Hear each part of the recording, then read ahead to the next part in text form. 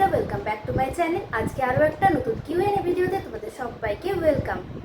তো তোমরা আমাকে অনেক কোয়েশ্চেন করেছো, তার মধ্যে আমি আবার কালকে একটা পোস্ট দিয়েছিলাম যে আরও কোনো কোয়েশ্চেন থাকলে তোমরা কমেন্টে জানিও। তো তোমরা অনেক অনেক কোয়েশ্চেন করেছো, তো ভাবলাম আজকে আরও একটা কিউএনএ ভিডিও করে তোমাদের সেই রিপ্লাইগুলো দিয়ে দিই। তো চলো ভিডিওটা স্টার্ট করা যায়। আর আজকের ভিডিওটা তোমরা শেষ পর্যন্ত দেখতে থাকো, কারণ এএনএম জিএনএম রিলেটেড প্রচুর ইনফরমেশন এই ভিডিওটাতে তোমরা পাবে। প্রথম কোয়েশ্চেন হচ্ছে, রাজশ্রী বলেছো তপতি পাবলিকেশন বুকটা ভালো নাকি আরও কোনো রেফারেন্স বুক ভালো? তো দেখো, এই রেফারেন্স বা প্র্যাকটিস সেট বুক নিয়ে আমাকে আরও অনেক কোয়েশ্চেন করেছো তোমরা, আর অনেক কোয়েশ্চেন করছো। তো সেই প্র্যাকটিস সেট নিয়ে আমি প্রথম অ্যান্সারটা দিচ্ছি যে তোমাদের কিন্তু এই তপতি পাবলিকেশন যেটা আমি বলি, আমি এই প্র্যাকটিস সেটটাই ফলো করেছি। তো এই প্র্যাকটিস সেটটা মানে চ্যাপ্টার ওয়াইজ তোমাদের প্রচুর এমসিকিউ থাকে। তো যদি তোমরা চ্যাপ্টার ওয়াইজ প্র্যাকটিস সেট নিতে চাও তাহলে তপতি পাবলিকেশনটা তোমরা নিতে পারো। চ্যাপ্টার ওয়াইজ প্রচুর এমসিকিউ থাকে, যেটা তোমরা সিলেবাস একটা চ্যাপ্টার কমপ্লিট করার পরে ওই প্র্যাকটিস সেটটা কমপ্লিট করতে পারো। আর তাছাড়া সাতটার আমি আগেও বলেছি একটা পিডিএফ আমি ফলো করেছিলাম। তো আমি কিন্তু প্র্যাকটিস সেটে এই তপতি আর সাতটার পুরোটা না, সাতটা হচ্ছে লাইফ সায়েন্স, ফিজিক্যাল সায়েন্স আর কিছুটা জিকে, এগুলো ফলো করেছিলাম। ম্যাথ ইংলিশ এগুলো করিনি। আর তপতি পাবলিকেশন আমি পুরোটা করেছিলাম। আর তাছাড়া হচ্ছে আমি কোচিং থেকে যে নোটসগুলো দিত, যে এমসিকিউগুলো দিতেন স্যার ম্যামরা, সেগুলো তো আমি করতামই। আর সব থেকে ইম্পর্টেন্ট হচ্ছে তোমাকে চ্যাপ্টারটার কনসেপ্ট আগে ক্লিয়ার করতে হবে, তাহলে তুমি যে প্র্যাকটিস বইটাই কিনো তোমার কিন্তু কোনো সমস্যা হবে না। তুমি যদি আগে তোমার কনসেপ্টটা ক্লিয়ার করো চ্যাপ্টার ওয়াইজ, তাহলে তুমি যে প্র্যাকটিস সেট বইটাই কিনো না কেন, তোমার হচ্ছে মূল যে কনসেপ্টটা সেটা যদি ক্লিয়ার থাকে তাহলে তুমি অবশ্যই চান্স পাবে। তো সেটাই যে প্র্যাকটিস সেট বুক বলতে আমি কিন্তু তপতেই করেছিলাম প্র্যাকটিস, তো তোমরা সেটা করতে পারো। আর তারপরে তোমাদের যখন পুরো সিলেবাস কমপ্লিট হয়ে যাবে তখন তোমরা মক টেস্টের বুক, মানে হচ্ছে ওটাতে চ্যাপ্টার ওয়াইজ থাকে না, ওটাতে এমসিকিউ থাকে। তোমাদের এক্সাম যেমন হয় 115 নাম্বার, সেরকম অনুযায়ী। তো সেই ধরনের অনেক মক টেস্ট বুক এখন এসে গেছে। তো সেই মক টেস্ট বুকগুলো তোমরা কিনতে পারো, যে দেখবে 30টা প্র্যাকটিস সেট এরকম থাকে। আমি এক্সাম বাংলা প্র্যাকটিস সেটটা কিনেছিলাম যখন আমার পুরো সিলেবাস কমপ্লিট হয়ে গেছিলো, প্র্যাকটিস সেট বইগুলো কমপ্লিটই হয়ে গেছিলো, তখন আমি মক টেস্ট বইটা কিনেছিলাম মক টেস্টগুলো দেওয়ার জন্য। নেক্সট কোয়েশ্চেন হচ্ছে, শম্পা বলছিলাম দিদি জিএনএম কি ভালো নয়, আমার ওটাই করার ইচ্ছে। তো এই জিনিসটা একদমই নয় যে জিএনএম ভালো নয়, সবই ভালো। তোমার হচ্ছে যেটা চয়েস তুমি সেটাই করবে। জিএনএমও ভালো, এএনএমও ভালো, বিএসসিও ভালো, তোমার যেটা চয়েস তুমি সেটাই করবে। আর জিএনএম ভালো নয় এটা একদমই নয়। গভর্নমেন্ট জব কিন্তু সবগুলোতেই পাবে, তবে তোমাকে হার্ডওয়ার্ক করতে হবে। এএনএম যেমন ট্রেনিং করলে তারপর তোমার ডাইরেক্ট চাকরি দেয়, আর জিএনএম হচ্ছে তোমাকে হার্ডওয়ার্ক করতে হবে। মানে ট্রেনিংয়ের সময় তো সবাইকেই পড়তে হয়, তো পড়লে আর ট্রেনিং পিরিয়ডের পরেও তোমাদের পড়াশোনাটা কন্টিনিউ করতে হবে। তোমাদের জিএনএমে যে জব হয়, মানে গভর্নমেন্ট জব পাওয়ার জন্য যে এক্সাম হয় তার জন্য, তো তুমি হার্ডওয়ার্ক করলে অবশ্যই গভর্নমেন্ট চাকরিও পেয়ে যাবে। অনেকেই পাচ্ছে গভর্নমেন্ট চাকরি, তো লেট হলেও তুমি কিন্তু জিএনএম জবটা পাবে। এমন নয় যে তুমি পেলেই না কোনোদিনও গভর্নমেন্ট জব, তাই জিএনএম কিন্তু ভালো। তো নেক্সট কোয়েশ্চেন করেছে সন্তু, বলেছে যে দিদি মেল এসসি ক্যাটাগরি যদি টোটাল কাট অফ 80 হয়, তাহলে যদি আমার 75 প্লাসের মধ্যে থাকে তাহলে কি আমি চান্স পাবো? তো এটাতে বলি, ছেলেদের কিন্তু কাট অফটা অনেক বেশি যায়, কারণ তোমাদের কলেজ অনেকটাই কম, মাত্র 2টোই গভর্নমেন্ট কলেজ আছে তোমাদের, তার জন্য ছেলেদের বেশি নাম্বার তুলতে হয়। তো জেনারেলদের কিন্তু 95 প্লাস রাখতেই হয়, তাহলে তোমরা চান্স পাও। আর তুমি এসসি, কিন্তু এসসিদেরও তুমি 80 রাখার চেষ্টা করো। পরে তুমি এক্সামের পরে যদি তুমি দেখো যে তুমি 80 পাচ্ছ না, 80-র একটু কম হয়ে গেছে, তখন দেখবে কাউন্সিলিং করিয়ে ফার্স্ট কাউন্সিলিংয়ে যদি তুমি পেয়ে যাও খুবই ভালো, না হলে সেকেন্ড কাউন্সিলিংয়েও পেয়ে যেতে পারো। কিন্তু তুমি এখন থেকেই 75 এরকম টার্গেটটা রেখো না, তুমি টার্গেটটা অবশ্যই একটু হাই রেখেই পড়াশোনা করো, কারণ যেহেতু ছেলেদের অনেকটা কাট অফটা হাই যায়, তো তার জন্যই বলছি তুমি 80 প্লাস টার্গেটটা রাখো। পরে যদি কমে তখন ঠিক আছে, কিন্তু এখন থেকেই তুমি টার্গেটটা অবশ্যই হাই রেখেই পড়াশোনা করো। আমি এখন থেকেই বলবো না যে তুমি 75 পেয়ে যাবে, তাহলে তোমার টার্গেটটা অনেক কম হয়ে যাবে, তাই বলছি 80 প্লাস টার্গেট রাখো। নেক্সট কোয়েশ্চেন রিয়া করেছে, বলেছে যে তপতি পাবলিকেশন যদি প্র্যাকটিস করি তাহলে কি এই শেষ মুহূর্তে এনএম পাওয়াটা সম্ভব কি সম্ভব নয়? আর ম্যাথ কিন্তু সম্পূর্ণ পায়। তো তোমাকে বলি দিয়া, এবং আরও অনেকে যারা রিসেন্ট পড়াশোনা স্টার্ট করেছো তাদের অনেকেরই ম্যাথটা তোমরা বাদ দিয়েছো। তো যেহেতু তোমাদের টাইমটা অনেকটাই এখন কম আছে, হাতে গোনা আর 2 মাস আছে, তো এইটুকু সময়ের মধ্যে তোমরা বাকি যে সাবজেক্টগুলো আছে, বিশেষ করে লাইফ সায়েন্স আর ফিজিক্যাল সায়েন্স, এগুলো কিন্তু তোমরা খুব ভালো করে পড়াশোনা করো, তাহলে ম্যাথটা না থাকলেও হবে। তাই আমি বলছি বাকি সাবজেক্টগুলো প্রচণ্ড ভালো করে পড়ো, মানে কনসেপ্ট ক্লিয়ার তো করলে, রিভাইজ করো প্রচুরভাবে আর প্র্যাকটিস সেট সলভ করো। আর তাছাড়া হচ্ছে মক টেস্ট দাও। মক টেস্টে যদি এখন থেকে ভাবো যে না আমার ভুল হয়ে যাচ্ছে, কম মার্কস পাচ্ছে, আমি দেবো না, সেটা হবে না। মক টেস্ট কিন্তু তোমরা দিতে থাকো, তাহলে তোমরা অনেক কোয়েশ্চেন জানতে পারবে। আর যে কোয়েশ্চেনগুলো তোমরা পাচ্ছ না সেই সাবজেক্টগুলো তোমরা নোট করে রাখো, আর সেই সাবজেক্টগুলো বারবার করে রিভাইজ দাও। কোয়েশ্চেন যেটা তপতি পাবলিকেশন যদি প্র্যাকটিস করি তাহলে কি সম্ভব? তো কনসেপ্ট ক্লিয়ার থাকলে সবই সম্ভব। আর ম্যাথটা যদি তুমি সম্পূর্ণ বাদ দিতে চাও তাহলেও সম্ভব, যদি তুমি বাকি সাবজেক্টগুলোতে খুব ভালো করে রিভাইজ করো।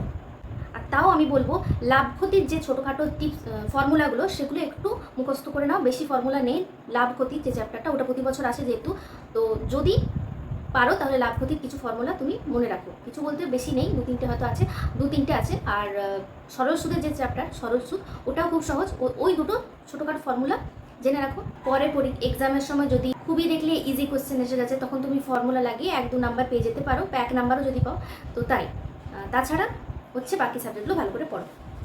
নেক্সট কোয়েশ্চেন করেছে মান্না হাসি। আচ্ছা, বলেছে ট্রেনিংয়ের সময় এক্সাম হয়, কত টাকা লাগে এনএম করার জন্যে, কত দূরে এক্সাম দিতে যেতে হয়, ডিউটি টাইমটা কীরকম, কী কী বুকস লাগবে, কি প্লিজ আমাকে অ্যান্সার দিও। আচ্ছা, ট্রেনিংয়ের সময় এক্সাম হয়, ট্রেনিং তোমাদের যদি এনএম হয় তাহলে 2 বছর, তো চলাকালীন ট্রেনিং চলাকালীন কিন্তু এক্সাম হয়, জিএনএমও হয়, এনএমও হয়। এনএম যদি হয় তাহলে হচ্ছে বছরে কটা এক্সাম হয়। ফার্স্ট ইয়ারে তোমাদের প্রি টেস্ট হয় প্রথমে 3 মাস পরে, তারপরে হয় টেস্ট এক্সাম, তারপরে হয় লাস্টে একদম ফাইনাল এক্সাম। যে ফাইনাল এক্সামটা দেওয়ার পরে তোমরা সেকেন্ড ইয়ারে উঠতে পারবে। তো তাহলে ফার্স্ট ইয়ারে হয় 3টে এক্সাম, তাছাড়া হচ্ছে ক্লাস টেস্ট ছোটোখাটো হতেই থাকে, আর তাছাড়া হচ্ছে অ্যাসাইনমেন্টের উপর নাম্বার থাকে। তো এরকম তোমরা ট্রেনিংয়ে ভর্তি হলে জানতে পারবে। আর সেকেন্ড ইয়ারে হচ্ছে টোটাল এক্সাম হয়, এখানে প্রি টেস্টটা হয় না সেকেন্ড ইয়ারে, এখানে হয় টেস্ট এক্সাম আর হয় ফাইনাল এক্সাম। তো সেকেন্ড ইয়ারে টোটাল 2টো এক্সাম হয়। আর তাছাড়া কিন্তু বললাম ক্লাস টেস্ট সেগুলো তোমাদের হতেই থাকে। আর জিএনএম হলেও সেম প্রি টেস্ট হয়, তারপর টেস্ট হয়, তারপর হচ্ছে ফাইনাল হয়। নেক্সট হচ্ছে কত টাকা লাগে এনএম করার জন্য। তো এই নিয়ে কিন্তু ডিটেলসে যদি তুমি জানতে চাও তাহলে আমি এই ভিডিওর ডেসক্রিপশন বক্সে আমার একটা ডিটেলসে এনএম খরচ নিয়ে ভিডিও আছে, সেটা তুমি দেখতে পারো। আর তাছাড়া অ্যাপ্রক্স যদি জানতে চাও তাহলে হচ্ছে 2 বছরে তোমরা 1 লাখের মতন ধরে নাও, এর থেকে কমও হতে পারে। আর যে কলেজে তোমাদের হোস্টেল থাকবে সেইখানে আরও খরচ কম হবে, আর যেখানে হোস্টেল নেই সেখানে একটু খরচ বেশি হবে, মানে ভাড়াটা লাগবে এক্সট্রা। আর খরচ বলতে হচ্ছে কি খরচ লাগে, সেটা হচ্ছে ড্রেস, বুকস, তারপরে স্টেতো, বিপি এগুলো কিনতে টাকা লাগে, তাছাড়া হচ্ছে তোমার খাতা, আর হচ্ছে তোমাদের খাওয়া দাওয়া, আর থাকা থাকলে, হোস্টেল না থাকলে তোমাদের থাকার খরচ। তো এই খরচগুলো হয়। আর এছাড়া আরও অনেক খরচ আছে, পেন, পকেট আর্টিকেল, ডায়েরি, এগুলো তোমরা ভিডিওতে দেখে নেক্সট নেবে। হচ্ছে এন্ট্রান্স এক্সামটা কত দূরে যেতে হয়, এটা হচ্ছে তোমাদের 1 ঘন্টা বা 1.5 ঘন্টা বা 2 ঘন্টার রাস্তার মধ্যে এক্সামের সিটটা পড়ে। নেক্সট হচ্ছে ডিউটি টাইমটা কীরকম। তো ট্রেনিং চলাকালীন ডিউটি টাইমটা হচ্ছে সকাল 8টা থেকে বিকেল 4টে পর্যন্ত। আর নাইট ডিউটি হলে হচ্ছে 1টা থেকে 4টে পর্যন্ত, আর 6টা থেকে সন্ধ্যে 6টা থেকে সকাল 6টা পর্যন্ত, এভাবে হয় নাইট ডিউটি। আর ইভিনিং ডিউটি হয় দুপুর 12টা থেকে সন্ধ্যে 6টা পর্যন্ত। আর কি বুকস লাগবে, তো এনএম যদি তুমি প্রিপারেশান নিচ্ছ তাহলে তো টেক্সট বইগুলো লাগবেই। ক্লাস 9-10-এর লাইফ সায়েন্স, ফিজিক্যাল সায়েন্স, ম্যাথের বুক, আর জিকের আলাদা বই কিনতে পারো, ইংলিশের আলাদা বই কিনতে পারো। আর তাছাড়া হচ্ছে ডিটেলসে যদি জানতে চাও তাহলে আমি এই বুকস কী কিনবে সেই নিয়েও একটা ভিডিও করেছি, সেটা আমি এই ডিসক্রিপশন বক্সে দিয়ে দেবো, তুমি দেখে নিতে পারো। নেক্সট কোয়েশ্চেন করেছে সঞ্চিতা। বলেছে আমি যে এনএম আর জিএনএম ফর্ম ফিল আপ করার সময় ওবিসি বি ক্যাটাগরিতে ফর্ম ফিল আপ করেছি, কাউন্সিলিংয়ের সময় যদি ডিজিটাল কার্ড না দিতে পারি তাহলে কি ক্যান্সেল হয়ে যাবে নাকি জেনারেল হিসেবে বসতে পারবো? তো তুমি যেহেতু ওবিসি ক্যাটাগরিতে ফর্ম ফিল আপ করেছো, তাই ওবিসি সার্টিফিকেটটা কিন্তু যখন তোমাদের ডকুমেন্ট ভেরিফিকেশান হবে তখন লাগবেই, তখন তোমাকে ওটা রাখতেই হবে। নেক্সট কোয়েশ্চেন বলেছো কেউ যদি 26-এ এক্সাম দিয়ে চান্স পায় তাহলে এনএমএ ট্রেনিং করে কবে শেষ হবে, 2 ইয়ার্স, কোন মান্থে? এই কোয়েশ্চেনটা হচ্ছে 2026-এর অক্টোবরে ধরো তুমি ট্রেনিংয়ে জয়েন করলে, এবার 2027-এ তোমার 1 বছর হলো, 2028-এ অক্টোবরে তুমি রিলিজ হবে। নেক্সট কোয়েশ্চেন পূজা বলেছে সিভিল ডিফেন্স থাকলে এনএমের কাট অফ কত। তো কাট অফ নিয়ে তো আমি ভিডিও করেছি, দেখে নিতে পারো, ডিসক্রিপশন বক্সে লিঙ্ক দিয়ে দেবো। তাছাড়া হচ্ছে সিভিল ডিফেন্সে তোমরা 70+ ধরে রাখো, আর পরে এর থেকে কমও যেতে পারে। নেক্সট কোয়েশ্চেন করেছে রাজশ্রী, বলেছে কাট অফ নিয়ে ভিডিও দিয়েছি, তো তুমি দেখে নিও একবার। আর আরেকটা কোয়েশ্চেন হচ্ছে এনএম অ্যান্ড জিএনএমদের ওয়ার্ক প্রসেস কি সেম হয়? তো একদমই না। জিএনএমদের হচ্ছে তোমাদের ডিউটি যখন হবে তখন হচ্ছে হসপিটালে ডিউটি পাবে, আর স্টাফ নার্স হিসেবে তোমরা জয়েন করবে। তো স্টাফ নার্সদের যা যা ডিউটি থাকে হসপিটালে সেই ডিউটি হচ্ছে জিএনএমদের, আর এএনএমের ডিউটি হচ্ছে সাব সেন্টারে। এএনএমদের ডিউটি আর জিএনএমদের ডিউটি আলাদা। এএনএম হচ্ছে সাব সেন্টারে পপুলেশন যতজন আছে ততজনের রুট লেভেলের ফার্স্ট এড, তাছাড়া সব থেকে ইম্পর্টেন্ট যেটা কাজ সেটা হচ্ছে ইমিউনাইজেশন কাজটা হচ্ছে এএনএমদের সব থেকে বেশি ইম্পর্টেন্ট। তাছাড়া আরও অনেক কাজ আছে, যেমন antenatal check up, postnatal check up, health awareness, first aid, এগুলো। নেক্সট একটা কোয়েশ্চেন প্রীতি করেছো, তো তোমার এই কোয়েশ্চেনটার অ্যান্সারই আমি আগের ভিডিওতে দিয়ে দিয়েছি, তুমি একবার দেখে নিও। আর তারপরে হচ্ছে দিশা বলেছো যে এএনএম বা জিএনএম করতে গেলে টোটাল কত টাকা লাগবে অ্যাপ্রক্স। তো আমি একটু আগে সেই কোয়েশ্চেনের অ্যান্সারটা দিয়ে দিলাম। অ্যাপ্রক্স তুমি 2 বছরে 1 লাখের মতন ধরে রাখো। নেক্সট কোয়েশ্চেন করেছে দিদি, ফিজিক্যাল সায়েন্স ম্যাথ ছাড়া 15 তোলা কি পসিবল? তোমার যদি কনসেপ্ট ক্লিয়ার থাকে এবং তুমি থিওরিতে খুব ভালো হও তাহলে অবশ্যই পসিবল, কারণ ফিজিক্যাল সায়েন্সে যে ক্যাট 2 এর কোয়েশ্চেনগুলো থাকে সেগুলো বেশিরভাগ হচ্ছে কনসেপ্টের উপরে নির্ভর করে এবং সেগুলো কিন্তু ম্যাথ হয় না। তো এই ক্যাটাগরি 2 থেকে তুমি কিন্তু অনেকটা নাম্বার তুলে নিতে পারো যদি ফিজিক্সের থিওরির কনসেপ্ট তোমার পুরোপুরি ক্লিয়ার থাকে। অর্পিতা কোয়েশ্চেন করেছো, তো জিএনএম করতে গেলে পার ইয়ারে কত টাকা লাগে? পার ইয়ারে তো পার ইয়ার বলতে ফার্স্ট ইয়ারে তো তোমাদের বেশি টাকা লাগবেই, কারণ তোমাদের যেহেতু স্টেথোবিপি, শুজ এগুলো কিনতে হবে, আর সেগুলো তোমরা 3 বছর ধরে চলবে। ড্রেসটাও তোমাদের কিনতে হবে ফার্স্ট ইয়ারে। তো ফার্স্ট ইয়ারে কিন্তু তোমাদের জিএনএমদেরও বেশি খরচ হয়। আর তাছাড়া হচ্ছে এনএমদের থেকে একটা ড্রেস তোমাদের বেশি থাকে, মানে হচ্ছে তোমাদের টোটাল 3টে ড্রেস হয়। এনএমদের যেমন টোটাল 2টো ড্রেস হয়, আর একটা অ্যাপ্রন থাকে যেটা হসপিটালে ড্রেসের ওপরে অ্যাপ্রনটা পরে তোমাদের হসপিটাল ডিউটি হয়।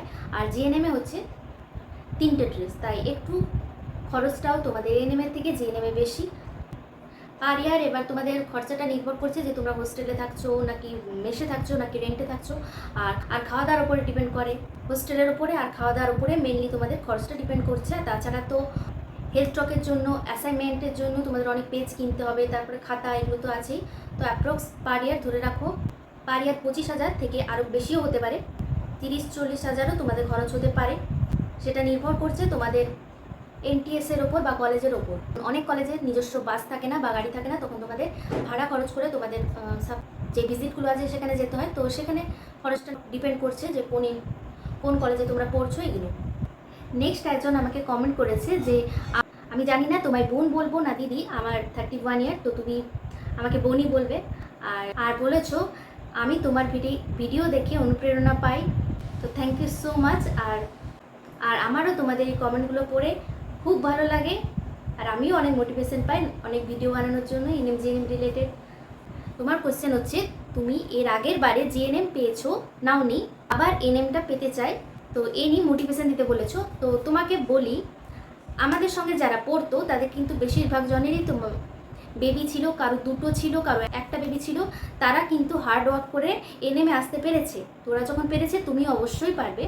আর তোমার মতন আমাদেরও ইয়ারও একজন ছিল যে জিএনএমে চান্স পেয়েছে, ও কিছু মাস ট্রেনিংটা করেও ছিল, তারপরে ছেড়ে দিয়েছে, তারপর আবার এএনএমের জন্য প্রিপারেশান নিচ্ছিল, ও কিন্তু এনএম পেয়েও গেছে পরের বারে। তো ওরও কিন্তু বিয়ে হয়ে গেছিলো। আচ্ছা, তো তার জন্যই বলছি অনেক এরকম এক্সাম্পল আছে যে যাদের বেবি আছে, বিয়ে হয়ে গেছে। তো তোমরা অনেকেই ভয় পাও যে সংসার সামলিয়ে কী করে তোমরা এনএমে চান্স পাবে, কিন্তু অনেকেই আছে যারা সংসার সামলে এনএমে চান্স পেয়েছে। তো সবাই পেয়েছে যখন তুমিও পাবে, শুধু তোমাকে হার্ডওয়ার্কটা করতেই হবে। আর আমি তো বলবো তুমি অবশ্যই পাবে। তুমি যেহেতু আগের বারে জিএনএমে চান্স পেয়েছিলে তাই তুমি নিশ্চয়ই পাবে, কারণ তোমার সিলেবাস কমপ্লিট হওয়ার তো কোনো ব্যাপারই নেই, শুধু রিভাইজ করে যাও। আর নলেজও আছে তোমার, এনএম জিএনএম এক্সামটা কেমন হয় সে নিয়েও। তো তোমার ভয় পাওয়ার কোনো প্রয়োজন নেই, তুমি শুধু হার্ডওয়ার্ক করে যাও। নেক্সট কোয়েশ্চেন হচ্ছে ঋতুপর্ণা বলেছে দিদি আমি এনএম পেতে চাই। একটা দিদি 3 ইয়ার্স ধরে প্রিপারেশান নিয়েছে, 2বার এক্সামও দিয়েছে, সেই দিদিটা এনএম পায়নি। আর এনএম পাও কি খুব টাফ? আমরা কি এনএম পাবো বলো না একটু। আচ্ছা, তো রিসেন্ট ইয়ারে কিন্তু এনএমের কম্পিটিশান কিন্তু অনেকটা হাই হয়েছে, কিন্তু তা বলে যে এনএম পাবে না সেটা নয়। তোমাকে হচ্ছে সিলেবাস কমপ্লিট করতে হবে, তারপর রিভাইজ করতে হবে, রিভাইজ করে প্র্যাকটিস সেট কমপ্লিট করতে হবে, আর তারপর হচ্ছে তোমাদের মক টেস্ট দিতে হবে। তো এই যে জিনিসগুলো এগুলো তোমাদের যদি করো তাহলে তোমরা অবশ্যই এনএমে চান্স পাবে। আর পড়ার টাইম অনেকটা বাড়াতে হবে, তোমাদের টাইম আর বেশি নেই, তো ভয় না পেয়ে পড়াশোনা করতে হবে, হার্ড ওয়ার্ক করতে হবে, আর হচ্ছে ফোন ঘাটাটা একটু কমাতে হবে। তাছাড়া হচ্ছে বাইরে যাওয়া আসা ঘোরা এগুলো কমাতে হবে। তো তোমাদের কিন্তু পড়াশোনার প্রতি মনটা প্রচণ্ডভাবে দিতে হবে। তোমাদের এক্সাম দিচ্ছি বলে দিচ্ছি মানে একটা ক্যাজুয়ালি ব্যাপারটা করলে হবে না। তোমাদের হচ্ছে নিজেকে মনের জোর বাড়াতে হবে, বলতে হবে যে আমাকে এনএমটা পেতেই হবে। এইভাবে তোমরা পড়াশোনাটা করো, নিজেকে নিজে মোটিভেশন দাও, তাহলে তো আমি বলবো এনএম পাওয়াটা টাফ নয়। যদি তোমার 100% ইচ্ছে থাকে এনএম পাওয়ার, তাহলে তুমি অবশ্যই পাবে। তোমাকে মনের জোর নিয়ে পড়তে হবে আর প্রচুর প্র্যাকটিস করতে হবে। নেক্সট একটা কোয়েশ্চেন করেছো অনন্যা, বলেছো দিদি জিএনএমদের পুরো ডিটেলস ভিডিও প্লিজ, কাট অফের আর কলেজ সিলেকশন সব কিছু। তো জিএনএমদের কাট অফ নিয়ে আমি ভিডিও করেছি অলরেডি, তুমি আমার চ্যানেলে গিয়ে দেখতে পারো। আর না হলে আমি এই ভিডিওর ডিসক্রিপশন বক্সে লিঙ্ক দিয়ে দেবো, সেই ভিডিওটা তুমি একবার দেখে নিও। আর হচ্ছে কলেজের সিলেকশন সব কিছু, তো কলেজের সিলেকশন কেমন করে কী কলেজ সাজাবে সেগুলো আমি পরে দেবো, তোমরা আগে এক্সামটা দাও। নেক্সট কোয়েশ্চেন করেছো একজন, 2 ইয়ার পরে এনএমদের কি সিবিটি এক্সাম স্টার্ট হতে পারে? তো এই নিয়ে কিন্তু একদমই কোনো অফিসিয়াল নোটিশও আসেনি। তো এখনও পর্যন্ত তো এই এক্সামের ব্যাপারটা একদমই নয়ই বলতে পারো। আর 2 ইয়ারের মধ্যেও এরকম নাও হতে পারে, অনেক দূর গেলে ভবিষ্যতে যদি হয়, কিন্তু না হওয়ারই চান্স বেশি। এগুলো হচ্ছে অনেকে ভয় পেয়ে যাচ্ছ, অনেক জায়গায় শুনছো এরকম। তো এরকম আশা কিন্তু একদমই নেই।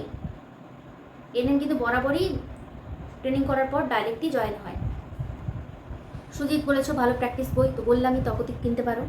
সুপ্রিয়া বলেছো দিদি ফিজিক্যাল ম্যাথে প্রবলেম হচ্ছে কিভাবে ইমপ্রুভ করব? তো ফিজিক্সের ম্যাথ কিন্তু তোমাদের এক জায়গায় ফর্মুলাগুলো লিখে রাখতে হবে এবং সেই ফর্মুলা অনুযায়ী তোমাদের প্র্যাকটিস করতে হবে, তাহলে তোমাদের ম্যাথ নিয়ে সমস্যাগুলো দূর হবে। আর খুব যে হার্ড ম্যাথগুলো ওগুলো তোমরা বাদ দিতে পারো, কিন্তু ইজি ম্যাথগুলো যেগুলো ফিজিক্যাল সায়েন্সে বারবার এসছে সেগুলো তোমরা বেশি করে প্র্যাকটিস করো।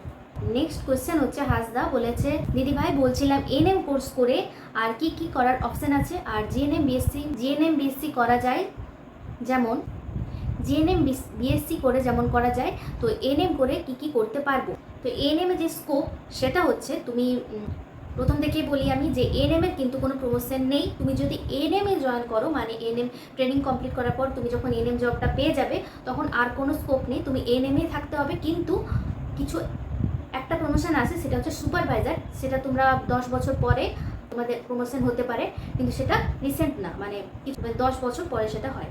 আর তাছাড়া হচ্ছে তোমাদের এনএম জব, তো শুধু এনএম জবই করতে হবে। আর জিএনএম করে যেমন তোমাদের জব পেয়ে যাও জিএনএম করে, তখন তোমরা জব চলাকালীন যেমন তোমরা আরও প্রমোশন আছে অনেক, যেমন বিএসসি করা যায়, সিএইচও পরীক্ষা দিয়ে তোমরা অ্যাপ্লাই করতে পারো।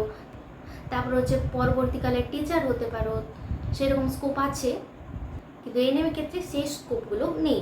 আর একটা কোয়েশ্চেন করেছো যে পেনশন আছে কিনা এনএমদের? না, এনএমদের পেনশন নেই। আরেকটা কোয়েশ্চেন অনেকজন করেছো যে ট্রেনিং করার পর কি কনফার্ম চাকরি পাবোই? তো দেখো, আমার মতে তো গভর্নমেন্টের ভ্যাকেন্সি থাকে বলেই গভর্নমেন্ট থেকে এনএম ট্রেনিংয়ে তোমাদের নেওয়া হয়। আর ভ্যাকেন্সি না থাকলে তোমার ট্রেনিংটা অফ করে দেওয়া হয়। যেমন কিছু বছর আগে তোমার ট্রেনিংটা অফ ছিল, এনএম ট্রেনিংটা, কারণ তোমাদের ভ্যাকেন্সি ছিল না। আর এখন অনেকটাই ভ্যাকেন্সি আছে। তো এনএম ট্রেনিং করার পরে জব কিন্তু তোমরা এখন তো যতদিন ভ্যাকেন্সি আছে অবশ্যই পাবে। নেক্সট কোয়েশ্চেন সোমনাথ বলেছে, মেলদের জিএনএম এ চান্স পাওয়ার জন্য কত লাগবে? তুমি 90+ টার্গেট অবশ্যই রাখবে, তুমি যদি জেনারেল হও তাহলে। নেক্সট একটা কোয়েশ্চেন শম্পা করেছো যে দিদি এনএম জিএনএম বোথে ফর্ম ফিল আপ করেছি, তাহলে এক্সাম কীরকম হবে? একদিনে কি এক্সাম হবে নাকি দুবার হবে? তো দুটো কিন্তু একটাই এক্সাম, জিএনএম এক্সাম একটাই হবে। পরে তোমরা চয়েস করতে পারবে যে তুমি জিএনএম করবে নাকি এনএম করবে। সেরকমভাবে তোমাদের কলেজগুলো সাজাতে হবে যখন তোমার কাউন্সেলিং করবে তখন। আরেকটা ব্যাপার হচ্ছে যে এনএমদের অপরচুনিটির যে ব্যাপারটা, ওটা আরেকটা বলে দিই, যে তোমরা যদি এনএম করার পরে যদি ভাবো যে এনএম জব পেতেই তুমি জিএনএমটা পরীক্ষা দিয়ে পেয়ে যাবে, যেমন জিএনএম বা বিএসসিতে হয় জব চলাকালীন বলছি, তো সেটা হবে না। তোমাদেরকে যদি জিএনএম পেতে চাও, তাহলে যেমনভাবে তুমি এনএম জবটা পেয়েছিলে, মানে ট্রেনিংটা পেয়েছিলে এনএম জিএনএম এন্ট্রান্স এক্সাম দিয়ে, ঠিক এন্ট্রান্স এক্সাম দিয়ে আবার তোমাকে জিএনএম বা বিএসসিতে আসতে হবে, সেখানে তোমাকে ট্রেনিং করতে হবে, তারপরে তুমি সেগুলোতে জব পাবে। আর তাছাড়া হচ্ছে আদার্স যে গভর্নমেন্ট জবগুলো, সেগুলো তুমি এনএম এর জব চলাকালীন অবশ্যই দিতে পারবে, এবং সেখানে তুমি অন্য জব পেয়ে গেলে সেখান থেকে তুমি এনএম এর জব থেকে সেই গভর্নমেন্ট জবটা তুমি জয়েন করে নিতে পারো। কিন্তু এনএম থেকে যে প্রমোশন সেটা নেই। আর তাছাড়া যে কোশ্চেনগুলো তোমরা আমাকে বেশিরভাগ জন করেছো যে আমি যে মক টেস্টগুলো দিতাম সেই চ্যানেলগুলোর নাম কি, টেলিগ্রাম চ্যানেলগুলোর নাম কি, ইউটিউব চ্যানেলগুলোর নাম কি, কিভাবে পড়লে এই কদিনে তোমরা কিভাবে পড়লে আরও ভালো স্কোর করতে পারো। আমি একটা ভিডিও করেছিলাম, কিন্তু আরও অনেক কিছু বলার আছে সেই নিয়ে। তো সেই ভিডিওটার পার্ট 2 কিন্তু তোমাদের আসতে চলেছে। সেই ভিডিওতে আমি অনেক কিছু তোমাদের জানাবো, যেমন যে পড়ার রুটিন কেমনভাবে করবে। তাছাড়াও অনেককে জিজ্ঞাসা করেছো যে কত ঘন্টা পড়বে, তো এই নিয়ে আরও ডিটেলসে একটা ভিডিও আমি দেবো এই নিয়ে। আরেকটা কোয়েশ্চেন সুমন করেছে, যে বলেছে যে দিদি যে জিএনএম এ চান্স পেলে কি থেকে ক্লাস করতে হয় নাকি বাড়ি থেকে যাওয়া আসা করা যায়। তো আমি আগেও ভিডিওতে বলেছি যে জিএনএম এ কিন্তু তোমাদের হোস্টেলে থাকাটা ম্যান্ডেটরি। যে কলেজে বা যে ইনকেসে তোমাদের জিএনএমটা তোমাদের হোস্টেলটা আছে সেখানে এএনএমদের তুমি বাড়ি থেকে যাওয়া আসা করতে পারো, কিন্তু জিএনএমদের ম্যান্ডেটরি। আমাদের যে রঘুনাথপুর এনটিএস আমি যেখান থেকে পড়েছি ওখানে হোস্টেল নেই, তো ওখানে কিন্তু সবাই বাড়ি থেকে যাওয়া আসা করে। আর যারা হচ্ছে মেসে থাকে বা রেন্টে থাকে তারা ওখান থেকে ট্রেনিংটা করে। সুমন একটা কোয়েশ্চেন করেছিলে, বলছো যে এএনএম ট্রেনিং করার পরে ডাইরেক্ট জয়েনিং হয় কি না। তো হ্যাঁ, এএনএম ট্রেনিং করার পরে কিন্তু ডাইরেক্ট জয়েনিং হয়, গভর্নমেন্ট জব হয়। নেক্সট ঋতুপর্ণা বলেছে যে ক্যাটাগরি 2-তে যদি ABC 3টে অপশানই ঠিক হয়, আবার লাস্টের অপশানটাতে অল কারেক্ট হয়, তাহলে কোনটা দেবো। তো এই কোয়েশ্চেনটা আমরা যখন প্রিপারেশন করতাম তখন আমাদেরও এই কোয়েশ্চেনটা মাথায় আসতো এবং আমরাও জিজ্ঞেস করতাম স্যার ম্যামদের। তো এই কোয়েশ্চেনটার অ্যান্সার হচ্ছে তখন তোমরা অল কারেক্ট অপশানেই রাইট দেবে। তো আজকের কিউএনএ ভিডিওটা ছিল এই পর্যন্ত। তোমাদের কেমন লাগলো অবশ্যই তোমরা কমেন্টে জানিও। আর ভিডিওটা ভালো লাগলে কি করবে, অবশ্যই লাইক করবে, শেয়ার করবে, আর চ্যানেলটাকে অবশ্যই সাবস্ক্রাইব করে দেবে এএনএম জিএনএম রিলেটেড ভিডিও পাওয়ার জন্য। তো আরও কোনো কোয়েশ্চেন থাকলে তোমরা সেটা কমেন্টে জানিও। আর তাহলে এই ভিডিওটা আমি আজকে এখানেই শেষ করছি। দেখা হচ্ছে নেক্সট ভিডিওতে, ততক্ষণের জন্য টাটা।